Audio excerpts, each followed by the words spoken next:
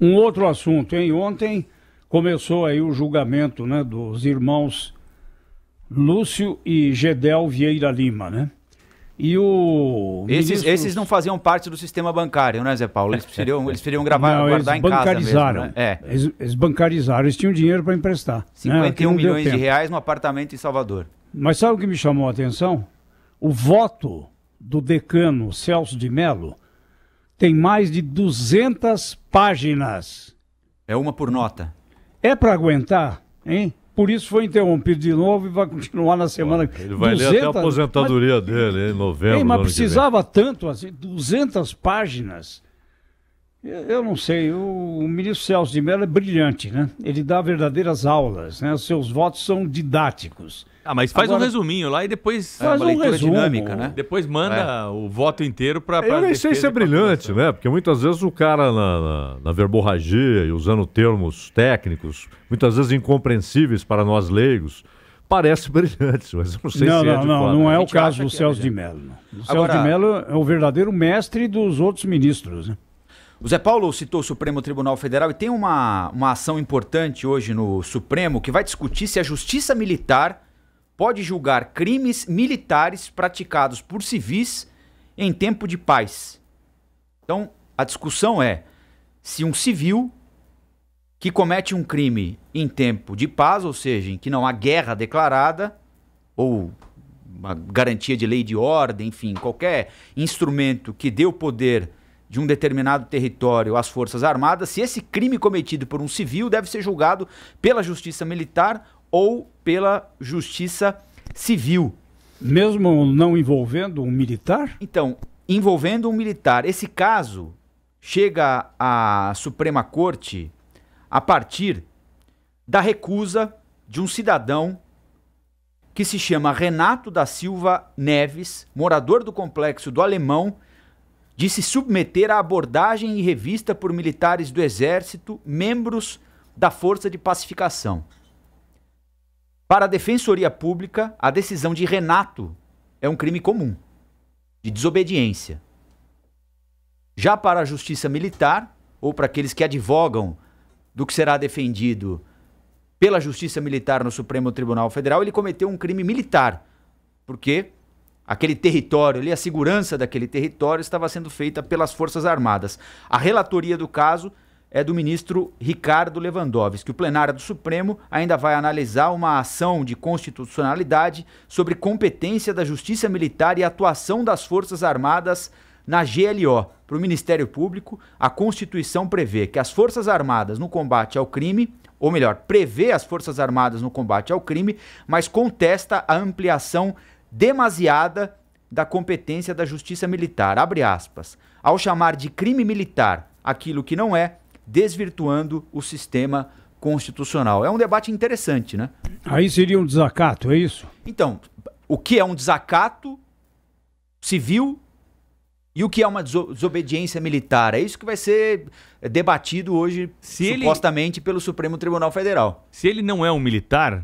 Ele é um civil. Eu acho que não tem como ele foi parado ser julgado pela Justiça Militar. A Justiça Militar é uma das justiças especiais, que a gente tanto critica aqui, acho que com um fundamento... Jabuticaba também, né? É, mais uma. Mas se tivesse que escolher entre uma das todas as justiças especiais, eu escolheria a militar. Por quê? Para acabar? Não, para continuar. Para continuar. Para continuar. A Justiça Eleitoral é uma piada, não precisa tal. Concordo inteiramente. Eu acho que a Justiça Militar ela tem um fundamento para existir. Claro. Qual é o fundamento de existir? Os militares estão sujeitos a outras regras que nós civis não estamos. Exato. Tanto que existe um Código Penal para nós todos e existe um Código Penal militar. Existe um Código de Processo Penal para todos nós civis. É assim no mundo todo? Em grande parte dos países civilizados é assim. Porque a carreira militar ela tem... requisitos específicos. Tem crimes que são cometidos pelo militar que nós jamais poderemos cometer. Nos Estados Unidos, por exemplo, você tem corte militar. Corte militar. Lógico. Né? Então eu acho que... Agora, você punir um civil, jamais. Acho que o Supremo vai afastar isso aí. Não tem como. Porque o Tribunal de Justiça Militar, ele é formado por juízes civis e militares. Há uma mescla, né? O Tribunal de Justiça Militar, olha, a primeira instância é formada por juízes. Isso. E a segunda e última instância... por 15 ministros. Desses 15, 10 são militares. Então, civis e militares. Sempre a composição do tribunal mescla civis e militares. O grupo militar é formado por generais não necessariamente com formação em direito. Mas que, Exatamente. Mas que tem de ter conhecimento desse código. O regimento. Claro. Então, a questão é a seguinte: a punir um civil vai ser algo inédito. Nunca um tribunal militar puniu um civil. faz Ele não sentido, pode né? julgar um civil, né? Ele Agora, pode julgar cá um entre nós, militar. precisava chegar ao Supremo esse caso? Não podia ter sido resolvido Mas no o STJ? debate, mas o debate ampliado, ele é interessante, né? É claro que chegou por algo simples ali, né? Um sujeito que não quis se submeter a uma revista de um militar. É um caso prosaico qualquer. Agora, a tese, ela é interessante. Agora eu É vou um te dar- civil que comete um crime num ambiente tutelado pelo militar, está cometendo um crime civil ou está cometendo um crime militar? Não só contra um militar, não é? Sim, mas pelo Eu território. diria que ele pelo comete um território. crime, ele Mas eu vou te comete dar um mais crime cívico-militar, viu, Pedro?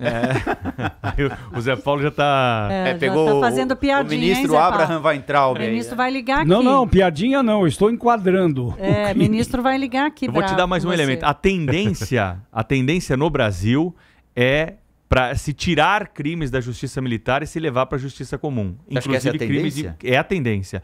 Por quê? Por exemplo, um militar que hoje comete um crime no momento da folga, ele responde na justiça comum. Era isso que eu ia perguntar. Um militar que comete um crime de homicídio durante o exercício da sua função vai para a justiça comum, não vai mais para a justiça militar. Um policial militar que mata alguém e é acusado por homicídio não entra na chamada excludente de licitude por ter motivo, né, respaldado pela lei para matar alguém. Um policial que se excede aí acaba matando alguém durante o exercício da sua função, ele vai ser julgado pelo tribunal do júri, não vai ser julgado pela E justiça no caso militar. das Forças Armadas, se um militar se envolve num caso de violência particular, privado, ele é julgado onde? Nas Forças Armadas, tem caso que vai para a Justiça Militar, tem caso que fica na Porque Justiça no caso em que o militar está envolvido em uma operação, como aconteceu com aquele rapaz no Rio de Janeiro, o carro em que O estava músico, aquele né? rapaz com o músico, morreram 2 pessoas com Isso. 80 tiros, o julgamento vai ser feito pela Justiça Militar. né? Isso. Então, nos casos das Forças Armadas ainda há dúvida. No caso de policial militar, não há mais a dúvida. É justiça comum. Tanto que a gente teve aquele caso de Osasco e Barueri aqui, daquela Sim, aquela chacina, chacina. e os policiais foram sentar no tribunal do júri comum. Agora, o Rafael, nessa nota que ele leu, o Ministério Público tem uma posição interessante. Quer dizer, ele mostra que a Constituição respalda o uso das Forças Armadas na manutenção da ordem, né? E no combate, por exemplo, ao crime organizado. Pode ser usada. O que ele está discutindo é o âmbito da justiça militar, né? Ou seja, o uso exagerado, para além dos limites aceitáveis na própria Constituição, da justiça militar. Porque a utilização das Forças Armadas no combate ao crime me parece corretíssima. Por 2 razões. Primeiro, o país gasta um bom dinheiro para que as Forças Armadas tenham equipamento, tenham treinamento, etc. Não é?